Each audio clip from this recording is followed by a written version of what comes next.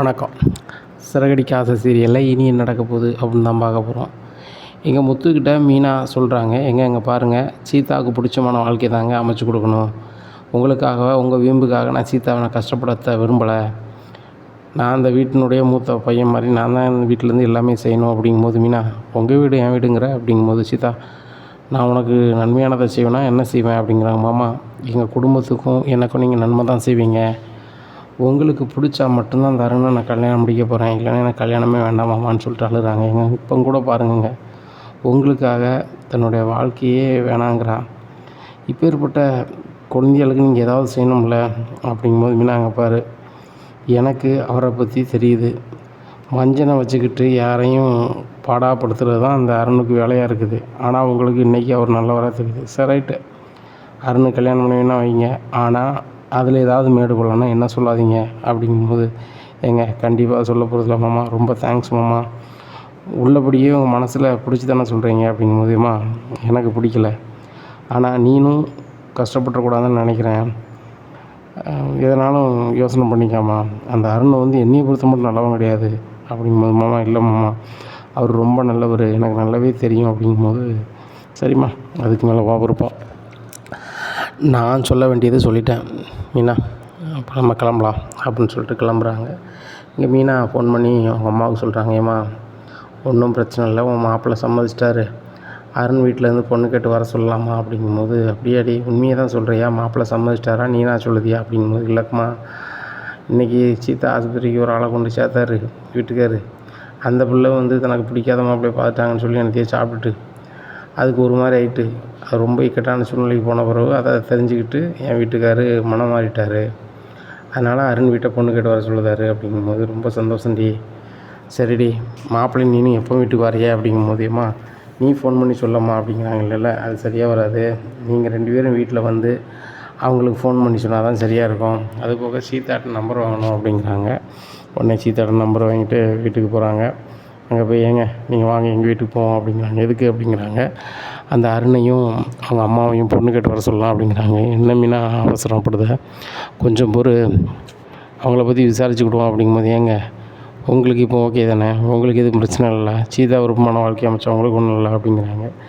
சீதா விருப்பமான வாழ்க்கையை தான் அமைச்சு கொடுக்க நான் நினைக்கிறேன், அந்த அருண்னு சொல்லும் போது தான் எனக்கு ரொம்ப வருத்தமாக இருக்குது அப்படிங்கும்போது, ஆஸ்பத்திரியில் வச்சு சரி நீங்கள் இப்போ மாற்றி பேசுகிறீங்க அப்படின்ட்டு அண்ணாமலை வந்துடுறாங்க. மீனா என்னாச்சு அப்படிங்கிறாங்க. மாமா, அந்த அருணுக்கும் சீதாவுக்கும் கல்யாணம் முடிக்கணும் முடிச்சுட்டு போங்கன்னு சொல்லி ஆஸ்பத்திரி சொல்லிட்டாரு, இப்போ இங்கே மாற்றி பேசுகிறாரு அப்படிங்கும்போது, முத்து யாருக்கு பிடிச்சிருக்கோ அந்த வாழ்க்கையில் வாழட்டும், வாழப்போது ஒரு வாழ்க்கை தான், அந்த வாழ்க்கையுடைய அனுபவத்தை நானே பார்த்துக்கிறேன்னு அந்த சீதா சொல்லையில் நீங்கள் விட்டுறணும், இதுதான் எதார்த்தம், அவங்களும் சின்ன ஆள் கிடையாது, ஒரு குறிப்பிட்ட வயசாகிட்டு, அதனால் அவங்க வாழ்க்கையை அவங்க பார்த்துக்கிடுவாங்க அப்படிங்கும்போது, இல்லைப்பா தவறுன்னு தெரிஞ்சுக்கிட்டே நம்ம பண்ண முடியுமாப்பா, அவர் கூட வேலை பார்க்குறாரு அவ்வளோ சொல்கிறாரு, சுற்றி இருக்கிறவங்க அப்புறம் அப்படி சொல்கிறாங்க வச்சு பண்ணுவான்னு சொல்லிவிட்டு, நம்ம ஏதாவது பண்ணி கொடுத்துட்டு அதுக்கப்புறம் பக்குவம் பார்த்துட்டு இருக்க முடியாதுல்லப்பா அப்படிங்கும்போது, சீதாவுக்கு பிடிச்சிருக்கு, சீதா விருப்பம் போல செய்யுது விடு அப்படிங்கும்போதேப்பா நான் எதுவும் சொல்லலை அப்படிங்கும்போது, சரி ரைட்டு மீனா என்ன சொல்லுதோ அதை கேளு அப்படிங்கிறாங்க. அவங்க வீட்டுக்கு கூப்பிடுதாப்பா, அங்கேருந்து ஃபோன் பண்ணி அவங்கள பொண்ணு கேட்டு வர சொல்லுவாங்க அப்படிங்கிறாங்க. ஆமாடா அப்படி தான் செய்யணும் நீ போ அப்படிங்கிறாங்க.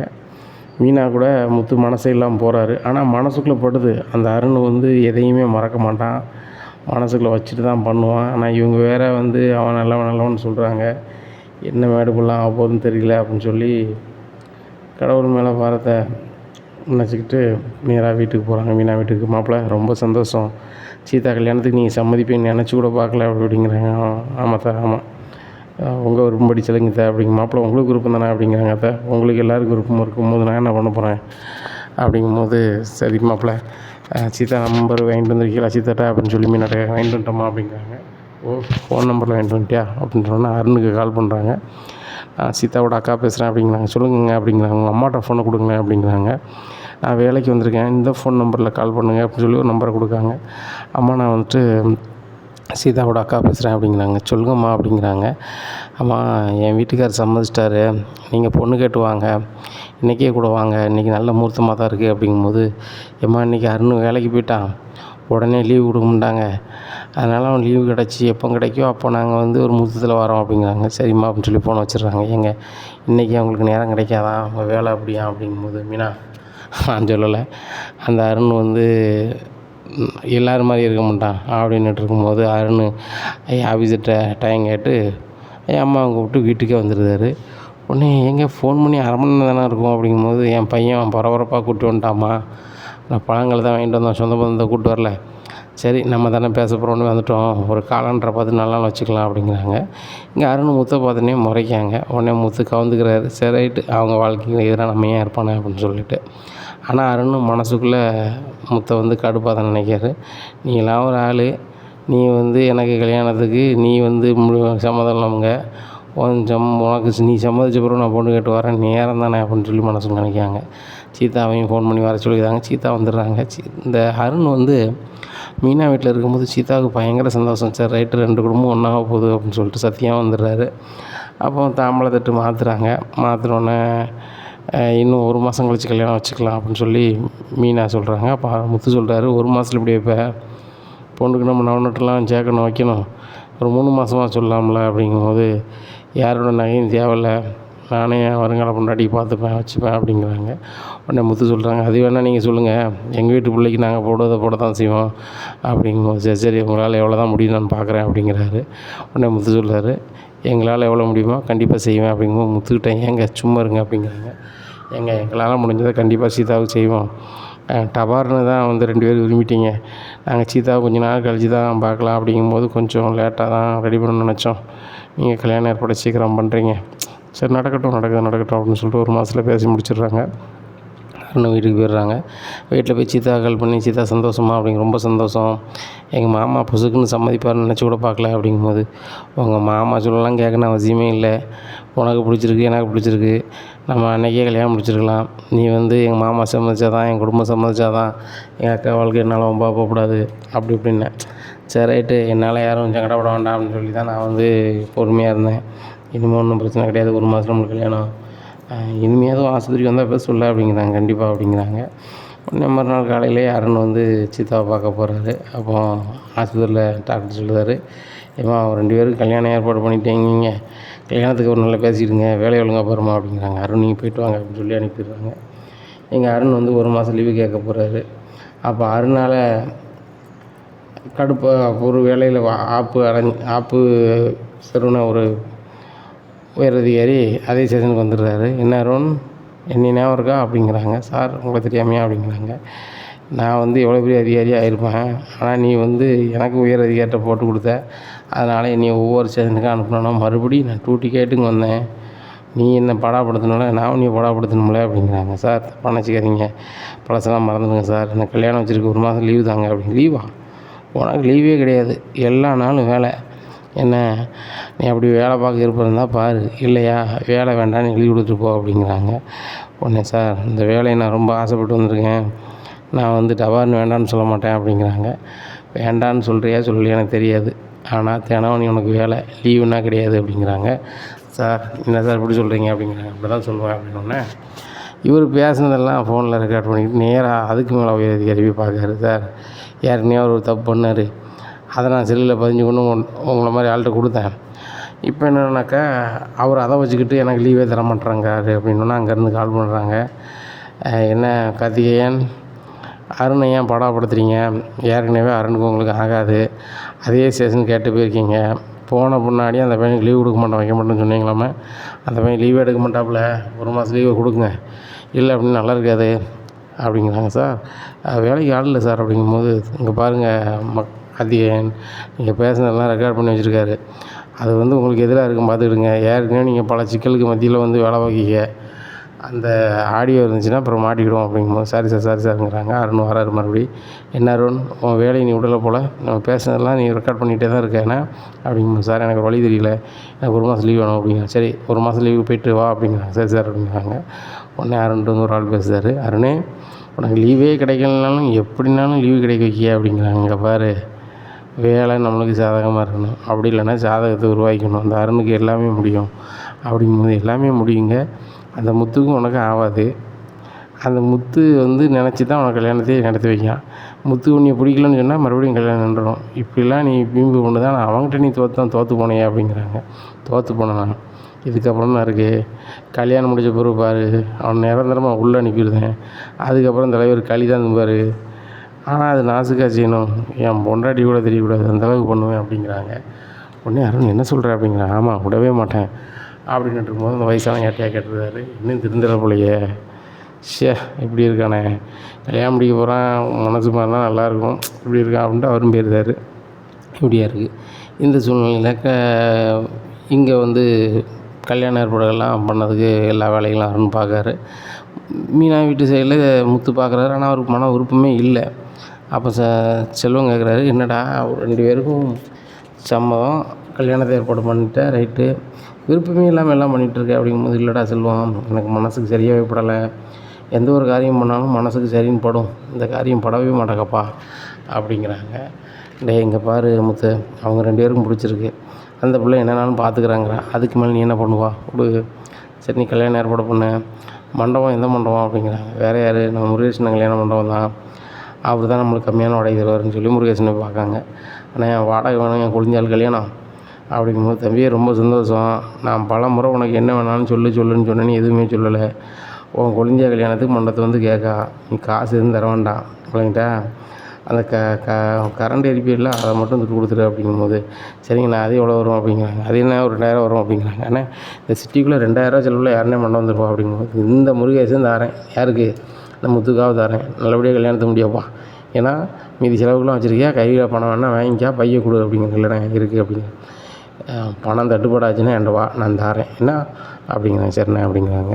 இன்னும் முத்து போயிடுறாரு. மீனாட்ட சொல்லுவாங்க, மீனா மண்டபம்லாம் கிடச்சிருச்சு, வாடகைலாம் வேணான்ட்டார், கரண்ட் பில்லு மட்டும் கொடுத்தா போதுன்ட்டாரு அப்படிங்கிறாங்க. அப்படியாங்க, ரொம்ப நன்றிங்க, அவரை பார்த்து நன்றி சொல்லணுங்க அப்படிங்கிறாங்க. ஆமாம் மீனா, கண்டிப்பாக சொல்லணும், ஒரு நாள் கல்யாணம் முடிஞ்ச பிறகு சொல்லுவோம் அப்படிங்கிறாங்க. சரிங்க அப்படிங்கிறாங்க. உடனே எல்லா ஏற்பாடும் மீனாவும் பண்ணுறாங்க. மீனா ரொம்ப சந்தோஷமாக அவங்க ஃப்ரெண்ட்ஸ்கிட்ட பூரா சொல்கிறாங்க, என் வீட்டுக்காரர் சமைச்சிட்டாரு, 4 வயசாச்சு, இத்தனை கல்யாணம், என் வீட்டுக்காரர் மண்டபம் மக்கள் வந்து எல்லாம் பண்ணுதாரு அப்படிங்கும்போது, நான் சொல்லலை, முத்தனுக்கு நல்லவே குணம், எந்த ஆள்கிட்ட கோவம் இருக்கோ அந்த ஆள்கிட்ட தான் குணம் இருக்குமாங்க, முத்தனங்கிட்ட எந்த அளவுக்கு குணம் இருக்கோ அந்த அளவுக்கு கோபம் இருக்குது அப்படின்னு சொல்லி சிரிச்சிட்டு இருக்காங்க. மீனா நீ சொன்ன மாதிரியே பேசி சம்மதிக்க வச்சுட்டு எங்களை பெண்ணு, நாங்கள் பேசுகிறோம், பேசி ரெடி பண்ணலான்னு பார்த்தோம், மீனா பேசி ரெடி பண்ணிட்டியா அப்படிங்கும்போது, என் வீட்டுக்காரி எப்படின்னாலும் சம்மதிப்பாருன்னு தெரியும், ஆனால் இது ரொம்ப இழுவாக எழுதிட்டாரு, இக்கட்டான சூழ்நிலையில் சம்மதிச்சிட்டாரு, சரி ரைட்டு, அவங்க 2 நாளில் இருந்தால் சரி தான் அப்படிங்கும்போது, சீதா வந்து நல்ல இடத்துக்கு போகிறா, சர்க்காரில் மாப்பிள்ளை வேலை பார்க்கலாம், நல்ல சம்பளம், நாளைக்கு ஒன்றும் பிரச்சனை கிடையாது, நம்ம வந்து ஒன்றுமே இல்லைனாலும் வண்டி ஓட்டலாம் அப்படிங்கும்போது, இல்லை அவர் வேலை வேறு, சொந்த பந்தம் வேறு, வீடு வேறுன்னு இருப்பார், அதனால் நீங்கள் கரெக்டாக தான் போகணும் அப்படிங்கும்போது, என்ன வீணா நம்மளுக்கு சொந்தக்காரங்க, அவங்க அப்படி பண்ண மாட்டாங்களா, நம்மளுக்கு தெரிஞ்சவங்க அப்படிங்கிறாங்க. அதெல்லாம் சீதா, அவருங்களாம் மாப்பிள்ளை பார்க்க மாட்டாரா, அது எதுக்கு நமக்கு எல்லாத்தையும் கரெக்டாக வச்சுட்டு போனால் முடிஞ்சு போச்சு அப்படிங்கிற, அதுவும் சரி தான் அப்படிங்கிறாங்க. இங்கே விஜயாவுக்கு மனசுக்குள்ளே ரொம்ப சங்கடமாக இருக்குது. இந்த ரோகிணியும் மனோஜையும் பிரிக்கலான்னு பார்த்தா இவங்க 2 பேரும் ஒன்றா கடைக்கு போகிறதுக்கு நம்மளே சம்மதிச்சோமே, அங்கே என்ன தான் நடக்கணும் போய் பார்க்கணுன்னு சொல்லிட்டு பார்க்க போகிறாங்க. அங்கே ரோகிணி மனோஜ் பக்கத்தில் உட்காந்து பேசிக்கிட்டு சிரிச்சுக்கிட்டு இருக்காங்க. இதை பார்த்தோன்னா விஜயாவுக்கு வயிறு எரியுது. ஏய் ரோகிணி, உன்னை இந்த கடைக்கு தானே வர சொன்னேன் அப்படிங்கிறாங்க. ஆமாம் ஆண்டி, இந்த கடைக்கு தானே வந்தேன் அப்படிங்கிறாங்க. சரி கடைக்கு வந்தேன், எதுக்கு மனோஜ் பக்கத்தில் உட்காந்து அப்படின்னு சொல்லி கற்றுதாங்க. இன்னும் வேலை பார்க்குறவங்க பூரா பார்க்காங்க. இது மனோஜ் இதை பார்த்துட்டு ஏம்மா அப்படி பண்ணுறீங்க அப்படி இப்படின்னு சொல்லிட்டு விளம்புறாங்க. என்னடா நீ சொல்கிற அப்படிங்கும்போது, ஆண்டி நீங்கள் எதுக்குங்க வந்தீங்க, நாங்கள் வேலை பார்க்குற இடத்துல இடைஞ்சு பண்ணீங்கன்னு கேட்காரு அப்படிங்கும்போது, அவன் சொல்கிறானா நீ சொல்கிறியா, டே மனோஜ் நாங்கள் வரக்கூடாதா அப்படிங்கிறாங்க. வரலாம் மம்மி அப்படிங்கிறாங்க. அவங்க என்ன சொல்கிறாங்கன்னா, எனக்கு எல்லாம் தெரியுது, நீ ஒழுங்கு மரியாதை கிளம்பு, இங்கே நீ அவனுக்கு ஹெல்ப் பண்ணணும்னா தூரம் இருந்து ஹெல்ப் பண்ணணும், பக்கத்துலேயே உட்காந்து ஹெல்ப் பண்ணிகிட்டு இருக்கங்க, மனோஜ் மனசை மாற்றலான்னு பார்க்கியோ அப்படிங்கிறாங்க. என்ன ஆண்டி இப்படி பண்ணுறீங்க, அவர் என் வீட்டுக்காரர் தானே, நான் அவர் பக்கத்தில் உட்காரப்படாதா, அப்படி உட்காரப்படாதுன்னா உட்காரப்படாது அப்படிங்கிறாங்க. கடையில் உள்ளவங்க எல்லோரும் பார்க்குறாங்க, ஆண்டி எல்லாருமே பார்க்குறாங்க, பார்க்கட்டும், இனிமேல் நீ கடைக்கு வந்தால் அங்கே தள்ளி ஒரு சேரை போட்டு தான் உட்காரணும், மனோஜ்கிட்ட இப்படி செய்ய அப்படி செய்யணும் தான் சொல்லணுமே தவிர்த்து நீ பக்கத்தில் போய் உட்காந்து பேசின வச்சா நல்லா இருக்காது அப்படிங்கிறாங்க. சரி இன்றைக்கி நான் வந்துட்டேன், நீ கிளம்பு அப்படிங்கிறாங்க. ஆண்டி நீங்கள் இருந்து என்ன செய்வீங்க அப்படிங்கிறாங்க. ஏன் நீ செய்ய முடியாதா, கிளம்பு அப்படிங்கிறாங்க. இனி வேறு வழி இல்லாமல் கிளம்பிடுறாங்க.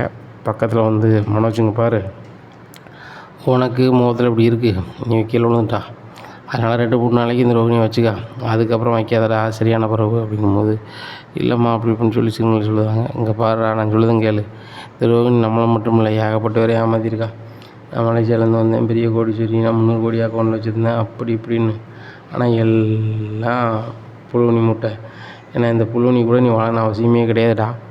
ஏன்னா ஒரு பணக்காரியை பார்த்து நான் கல்யாணம் முடிச்சு வைக்கேன் அப்படிங்கும்போது அது யாரும்மா எனக்கு தருவா, எனக்கு தான் ஏற்கனவே கல்யாணம் ஆகிட்டோமா அப்படி இப்படிங்கிறாங்க.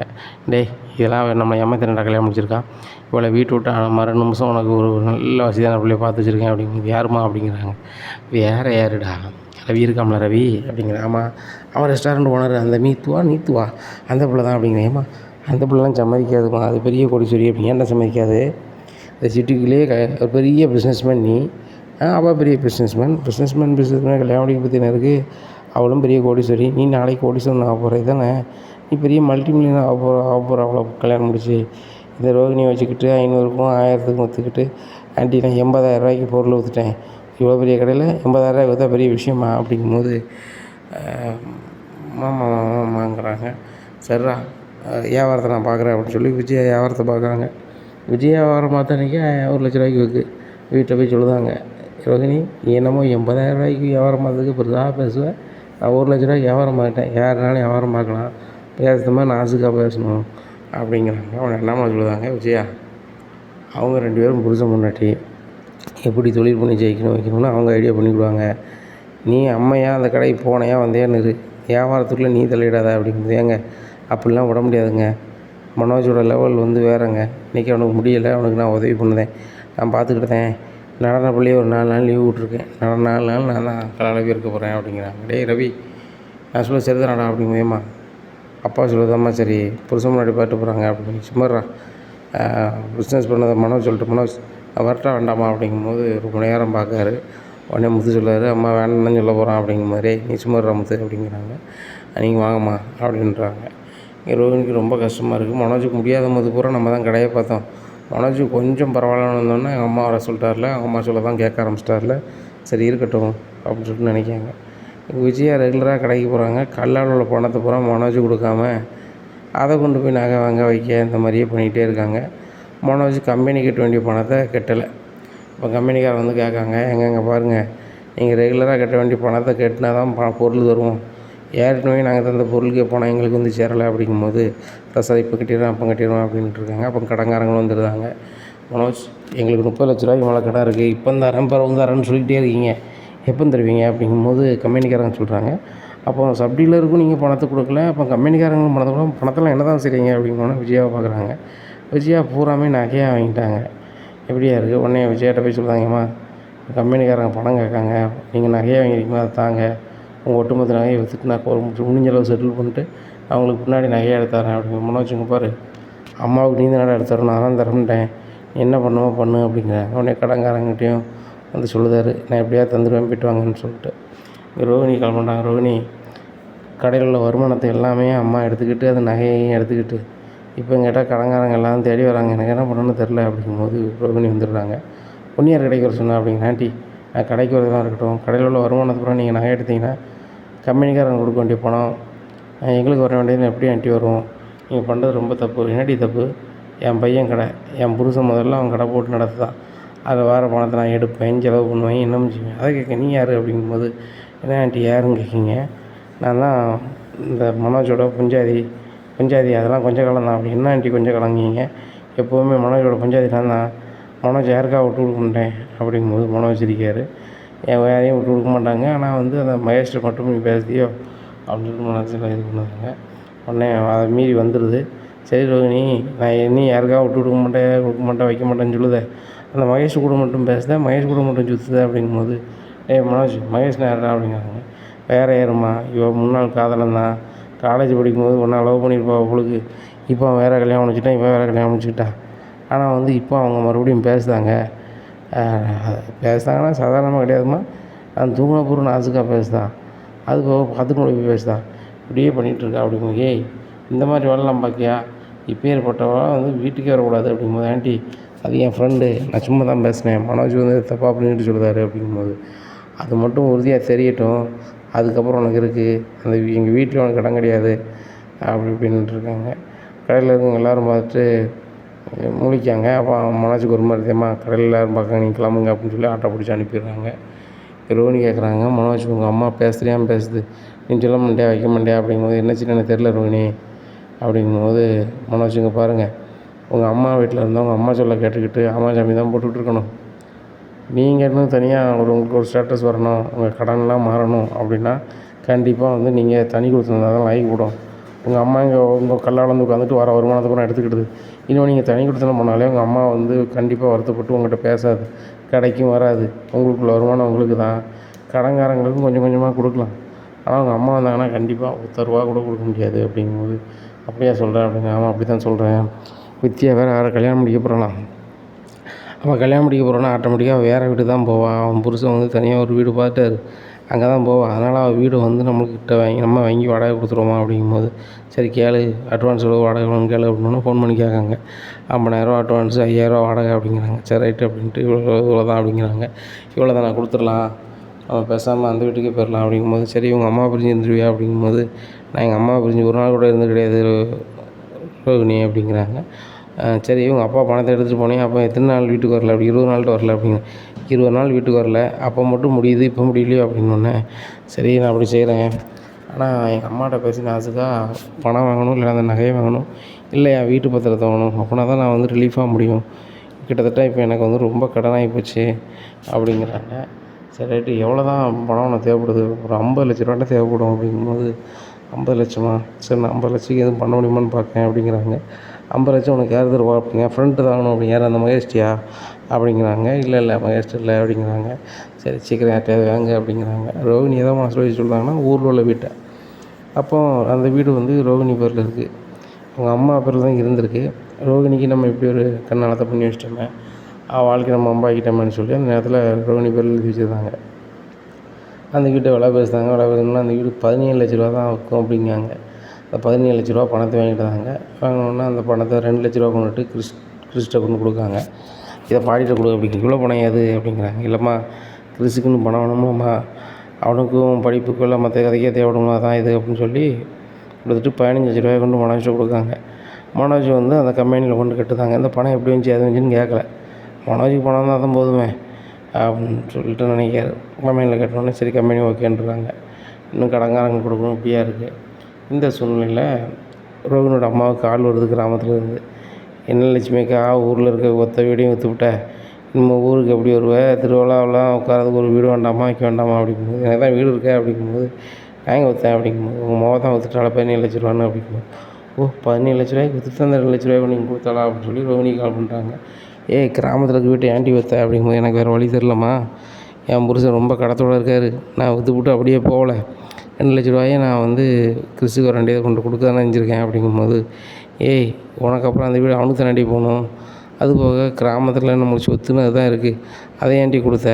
அந்த சொத்தை விற்கிறது தான் எங்களுக்கு வந்து மெட்ராஸ் குட்டி கொண்டு வச்சியா, மெட்ராஸில் படிக்க வச்சியா அவனை அப்படிங்கும்போது, ஏம்மா புரிஞ்சுக்காமல் பேசாத, அப்போலாம் அப்படி ஒரு சிந்தனை இல்லை, முத்து மீனாவும் அடிக்கடி வீட்டுக்கு வராங்களா, ஒன்று இங்கே கொண்டு வச்சா தெரியாதானு கொண்டு வச்சேன், ஆனால் இப்போ உள்ள சூழ்நிலை என் வீட்டுக்காரர் ரொம்ப கடத்தில் இருக்கார், அதனால் இது பண்ணேன் அப்படிங்கும்போது, சொல்லுதுன்னு தப்பாக நினச்சிக்காதடி, உன் வீட்டுக்காரர் தொழில் பண்ணி கொஞ்ச நாள் தான் ஆச்சு, இவ்வளோ கடன் வர காரணம் என்ன அப்படிங்கும்போது, வேறு என்னம்மா அந்த பீச்சுக்கு ஹவுஸ்ன்னு சொல்லி இடம் வாங்கிறதுக்கு அட்வான்ஸ் போட்டோம்ல, அதில் தான் இவ்வளோ கடன் ஆகி போச்சு அப்படிங்கும்போது, இங்கே பாரு உங்களுக்கு பெரிய வீடு இருக்குது, உங்களுக்குன்னு தங்க ரூம் இருக்குது, அப்படி இருக்கும்போது உடனே உங்களுக்கு எதுக்கு கடை வீடு,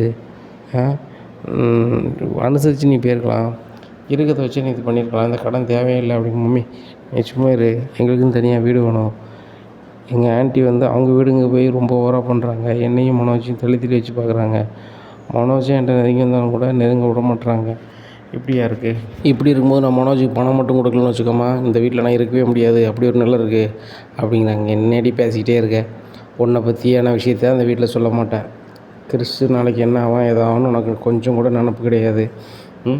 அவன் பள்ளிக்கூடத்துக்கு போகும்போது நீ அப்பமாவது கூட போவியா அப்படிங்கும்போது, அம்மா நான் மன்னிச்சிக்கா, நான் வர முடியாது, இப்போ வேறு பள்ளிக்கூடம் தான் பார்க்கணும் அப்படின்னு என்னடி நினச்சிட்டு இருக்கேன், வருஷத்துக்கே 4 பள்ளிக்கூடம் பார்ப்பியா, லாய்க்கப்படாது, அங்கே தான் படிப்பான் அப்படிங்கும்போது, அம்மா நீனே என்னை மாட்டி விட்டுத்துறாதம்மா அப்படிங்கும்போது, இங்கே பாருடி மாட்டி கொடுக்கணும் கொடுக்கலையோ அந்த ஸ்கூலில் தான் அவன் படிப்பான், சரிதானா, உன் மாமனார் வர அன்றைக்கி அவன் பழித்து போக மாட்டான், ஆனால் வந்து கண்டிப்பாக கொஞ்ச நாளில் நானே நீ சொல்லலைன்னா சொல்லுவோம் பார்த்துக்கோ அப்படின்னு சொல்லி ஃபோன் வச்சிடுறாங்க. உடனே ரோகிணி கடுப்பாகுது, நம்ம இருக்க கடை தெரியாமல் எங்கள் அம்மா ஓவராக பண்ணிகிட்ருக்காங்க, இருக்கட்டும் நான் நேரில் போய்க்கிறேன் அப்படின்னு சொல்லிட்டு நினைக்காங்க. அப்போ விஜயாவுக்கு ஒரு ஃபோன் வருது, இந்த மாதிரி ராஜேஸ்வரி மோவாளுக்கு பார்த்த மாப்பிள்ள வேணான்னு சொல்லிட்டாங்க அப்படின்னு சொல்லிட்டு. உடனே விஜயாவுக்கு ஒரு எண்ணம் வருது, ஒன்று ராஜேஸ்வரி மூலம் கேட்டு பார்க்கணும், இல்லையா அந்த மீத்துவை கல்யாணம் பண்ணி வச்சிட வேண்டியதான். இந்த ரோகிணியை வீட்டை விட்டு எப்படியாவது அனுப்பணுமே, எப்படி அனுப்பலாம், எதையாவது ஒன்று பண்ணால் தானே இவன் இந்த வீட்டை விட்டு வெளில போவா அப்படின்னு சொல்லி நினைக்காங்க. சரி, இதுக்கு ஒரு ஐடியா பண்ணோன்னா கண்டிப்பாக வந்து பார்வதி காப்பான்னு சொல்லி பார்வதி வீட்டுக்கு போகிறாங்க. அங்கே பார்வதி இல்லை. பார்வதி ஃபோன் அடிக்காங்க. பார்வதி எங்கே இருக்குது அப்படிங்கும்போது, நான் கிராமத்துக்கு வந்திருக்கேன், என் சித்திமா ஒருத்திக்கு ஃபங்க்ஷனு, அதான் வந்திருக்கேன் அப்படிங்க. என்கிட்ட ஒரு வார்த்தை சொல்லலை அப்படிங்க. கிராமத்துக்குன்னு வரமாட்டேன்ப, சிட்டி தான் எனக்கு பிடிக்கும்ப, அதான் நான் வந்துட்டேன் அப்படிங்கிறாங்க. அப்படியா, சரி போய்ட்டு வா அப்படின்னு சொல்லிட்டு நேராக சிந்தாமணி வீட்டுக்கு போகிறாங்க. சிந்தாமணி சொல்கிறாங்க, என்ன மாஸ்டர் பார்ட்டிக்கு வந்தீங்க, அன்றைக்கி டபார்னு போயிட்டீங்க, இப்போ திடீர்னு வந்துருக்கீங்க, உட்காருங்க மாஸ்டர், என்ன சாப்பிட்றீங்க அப்படிங்க. ஒன்றும் சாப்பிடல, இப்போ என் மருமக ஒருத்தி இருக்கா, வீட்டு விட்டு அனுப்பணும், என்ன செய்யலாம் அப்படிங்க. அதெல்லாம் உங்களால் முடியாது மாஸ்டர் அப்படிங்கும்போது, ஏன் முடியாது அப்படிங்க. உங்கள் பையன் முத்து தான் வந்து மீனா விட மாட்டார் அப்படிங்கும்போது, அவளை சொல்லலை, அந்த ரோகிணியை விட்டு விட்டு அனுப்பணும் அப்படிங்கும்போது, என்ன மாஸ்டர் அவங்க பெரிய பணக்காரங்க, கோடீஸ்வரங்க, அவளை தான் என் மகனுக்கு கல்யாணம் முடிச்சிருக்கின்றீங்க அப்படிங்க. அதெல்லாம் ஏமாத்து வேலை, அவன் பணக்காரியும் இல்லை ஒன்றும் இல்லை, ஏமாத்த என் வீட்டுக்கு வந்திருக்கான். இப்போ 2 பணக்காரி என் மகனுக்கு கல்யாணம் முடிக்க வாய்ப்பு இருக்குது. அப்படி இருக்கும்போது இவளை வீட்டு விட்டு அனுப்புனா தான் நான் ஏதாவது ஒரு பொண்ணு லைக் பண்ணி கல்யாணம் முடிச்சிக்க முடியும். என் ஃப்ரெண்ட் ராஜேஸ்வரி இருக்கா, அவளும் பெரிய கோடீஸ்வரி. என் மகன் ரவி இருக்கான்ல, ரவி வேலை பார்க்குற ரெஸ்டாரண்ட் ஓனர், அந்த பிள்ளையும் பெரிய பணக்காரி. யாரையாவது கல்யாணம் பண்ணி வைக்கணும், அந்த ரோகிணி வீட்டில் வச்சு லாய்க்கக்கூடாது, ரோகிணி எப்படி வீட்டு விட்டு அனுப்புறது அப்படிங்கும்போது, பண்ணலாம் மாஸ்டர் பண்ணலாம் அப்படிங்கும்போது, சரி எதையாவது பண்ணி அந்த ரோகிணியை வீட்டு விட்டு அனுப்பணும் அப்படிங்கும்போது, சரி பண்ணிடலாம், ஒன்றும் பிரச்சனை இல்லை அப்படிங்கிறாங்க. என்ன பண்ண போகிறீங்க அப்படிங்கிறாங்க. ஒன்றும் பிரச்சனை இல்லை, உங்கள் மகன் வீட்டில் இருக்கும்போது உங்கள் மருமகளை மட்டும் என்ன செய்யுங்க, கடையில் இருக்க சொல்லுங்கள், உங்கள் மருமகளை வீட்டு விட்டு அனுப்பி விட்டுடலாம், வசமாக அவங்க மருமகளுக்கு ஆப்பு வச்சு விட்டுடலாம் அப்படிங்கிறாங்க. என்ன பண்ண போகிறீங்க அப்படிங்கிறாங்க. நான் பண்ணுறேன் மாஸ்டர் பண்ணுறேன் அப்படின்ட்டு சொல்கிறாங்க. இங்கே விஜயா மேலேயும் அந்த குடும்பத்து மேலேயும் யாருக்கு, இந்த சிந்தாமணிக்கு ரொம்ப கடுப்பாயிருக்கு. ஏன்னு கேட்டால், மீனாக்கிட்ட டைரெக்டாக எதையுமே வந்து பண்ண மாட்றாங்க, மீனாவை தொழில் பண்ண விடாமல் செய்ய மாட்றாங்க, என் மருமகிட்ட வச்சுக்கிடாத அந்த மாதிரி பண்ணுறாங்க. கண்டிப்பாக அவங்களுக்கு ஒரு ஆப்பை வச்சா தான் இந்த விஜயாவும் சரி வருவாங்க, அந்த குடும்பமும் சரியாக வரும். நம்ம வைக்கிற ஆப்பில் அந்த மீனாவே ஆடி போகணும், அந்தளவுக்கு இருக்கணும் அப்படின்னு நினைக்காங்க. உடனே தனக்கு வேண்டியவங்ககிட்ட பேசுகிறாங்க. அந்த கடையில் வந்து பழைய பொருளை வாங்கிட்டு புது பொருள் கொடுக்காங்கள்ல, ஆமாம் அப்படிங்கிறாங்க ஒரு ஆள். சரி ரைட்டு, பழைய பொருளுக்குள்ளே ஒன்று வச்சிட வேண்டியதான் அப்படின்னு சொல்லி பழைய பொருட்களை வேண்டாத சாமானை உள்ளே வச்சுருந்தாங்க. வச்சு அதுக்குள்ளே புது பொருள் வாங்கிட்டு வீட்டுக்கு போயிருந்தாங்க சிந்தாமணி ஆள். அப்போ சிந்தாமணி ஆள் சொல்லுதாங்கன்னு, அந்த மாதிரி அந்த பொருளை வச்சு பொருள் வாங்கிட்டு வீட்டுக்கு வந்துட்டேன் அப்படிங்கிறாங்க. எவ்வளோ நேரம் ஆச்சு அப்படிங்கிறாங்க. 1/2 மணி நேரம் ஆச்சு அப்படிங்கிறாங்க. சரி ரைட்டு அப்படின்னு சொல்லிட்டு மறுபடி யார்ட்டெலாம் சொல்லணுமோ அந்த அதிகாரிட்டலாம் சொல்லுதாங்க. சார், இந்த கடையில் இந்த பொருளுக்குள்ளே என்னென்னலாம் இருக்குது, அதை வச்சு வியாபாரம் பார்க்காங்க வைக்கணும். இதை வச்சு வியாபாரம் பார்க்காங்க அப்படி, அதை வச்சு தான் வியாபாரம் பார்க்காங்க, ஆனால் ஃபர்னிச்சர் கடை நடத்தாங்க, வியாபாரம் நம்ம இதாக நடக்குது அப்படிங்கிறாங்க. நேராக அங்கே அதிகாரிகள்லாம் அவ்வளோ போய் பார்க்காங்க. அவங்க சொன்ன மாதிரியே கரெக்டாக அதுக்குள்ளே இருக்குது. இது எப்படியா உங்களுக்கு வந்துச்சு உள்ள அப்படிங்கும்போது மனோஜ் சொல்லுறாரு, எனக்கு எப்படி தெரியும் அப்படிங்கிறாங்க. ரோஹிணி சொல்கிறாங்க, எனக்கு இது எப்படி தெரியும் அப்படிங்கிறாங்க. சரி, இந்த கடை ஓனர் யார் அப்படிங்கும்போது ரோஹிணி இவர் தான் அப்படிங்கிறாங்க. சரி, கணக்கு வழக்கெல்லாம் யார் இதில் போய்ட்டுருக்கு அப்படிங்கும்போது அசோக் சொல்கிறாங்க, ரோஹிணி அவங்க மேடம் பேசுகிறது தான் போய்ட்டுருக்கு அப்படிங்கிறாங்க. சரி, 2 பேரும் ஸ்டேஷன் வாங்க அப்படிங்கிறாங்க. எதுக்கு சார் அப்படிங்கிறாங்க. இதை நீங்கள் விற்றா சும்மா விடுவாங்களா, வாங்க அப்படின்னு. இல்லை, நாங்கள் பண்ணவே இல்லை அப்படிங்கிறாங்க. உடனே இந்த செய்தி வந்து வீட்டுக்கு போகுது. எங்கே போகுது, விஜயா வீட்டுக்கு. உடனே விஜயா சிந்தாமணி கால் பண்ணி, என்ன சிந்தாமணி இப்படி பண்ணி வச்சுருக்கீங்க, ஏன்னா ரோகிணி தானே வீட்டு விட்டு அனுப்புக்குள்ளே வேலை பார்த்தேன், நீங்கள் என்னன்னா என் மனோஜ் கடையை மூடுறதுக்கும் மனோஜையும் ரோகிணி உள்ளதுக்குள்ளே வேலை பார்க்கிங்க அப்படிங்க. மாஸ்டர், நீங்கள் உங்கள் மருமக மீனாக்கிட்ட தலையிடக்கூடாதுங்க, ஆனால் பேருக்கு என்கிட்ட பேசுகிறீங்க, உங்களுக்கு எப்போ நான் பண்ணிக்கிறது, எப்படி இருக்கீங்க, அதான் இப்படி பண்ணிவிட்டேன், உங்கள் மீனாவுக்கு இதை வச்சே தொழில் கிடைக்காத அளவுக்கு நான் பண்ணிக்கிடுவேன், அதான் இப்படி பண்ணேன் அப்படிங்க. சிந்தாமணி நான் அவங்கள சும்மா விட மாட்டேன் அப்படிங்கிறாங்க. மாஸ்டர், நீங்கள் தான் நீ இதை பண்ண சொன்னீங்கன்னா நான் நினச்சா வீட்டில் வந்து உங்களால் சொல்ல முடியும், ஏன் உங்கள் பையன் உங்களை பெருசாக தள்ள தூக்கி வச்சு கொண்டாடுதான் அந்த மனோஜ், அந்த மனோஜ் கூட உங்கள்கிட்ட பேச மாட்டான். கண்டிப்பாக ரோகிணிகிட்ட எதை சொன்னால், ரோகிணி நம்ம தனியாக போயிடலாம், இந்த குடும்பமே வேண்டாம்னு கூட அவர் முடிவெடுப்பாங்க, பாருங்கள், அதுக்கு மேலே உங்கள் இஷ்டம் அப்படிங்கிறாங்க. சிந்தாமணி இருக்கட்டும், நான் உங்களை வச்சுக்கிறேன் அப்படின்னு சொல்லிட்டு நேராக ஸ்டேஷனுக்கு போகிறாங்க. சார், என் பையன் செஞ்சிருக்கவே மாட்டான் அப்படிங்கும்போது, ஏம்மா உங்கள் பையன் கடையிலேருந்து தான் எடுத்துருக்கு, உங்கள் மருமக அந்த கடையை நிர்வாகி 2 பேரும் சேர்ந்து அந்த கடையை நடத்தினாங்க வச்சுட்டாங்க, அங்கே வேலை பார்க்குறவங்களும் சொல்லுதாங்க, அதனால் தான் கூப்பிட்டு வந்திருக்கோம், எதனாலும் இப்போ எங்கே பேசணும் அங்கே பேசிக்கோங்க அப்படிங்கிறாங்க. இந்த செய்தி தெரிஞ்சு முத்து வர்றாரு. வந்தோன்னா முத்துக்கிட்ட வந்து அண்ணாமலை அழுகுறாரு. மனோஜும் ரோகிணி இப்படி பண்ண போகிறதில்ல, ஆனால் பழைய பொருள் இவங்க வாங்கியிருக்காங்க, பழைய பொருள் யாரும் இப்படி வச்சுருக்காங்க அப்படிங்கும்போது, எப்பா வெளியே வைப்போம் நம்ம பேசிக்கலாம் அப்படின்ட்டு அருண் ஏற்றாப்புல வராரு. இனி என்ன நடக்கும் அப்படிங்கிறத பொறுத்திருந்து பார்க்கலாம். நம்ம சேனலை நீங்கள் மறக்காமல் லைக் அண்ட் சப்ஸ்கிரைப் பண்ணுங்கள். நன்றி, வணக்கம்.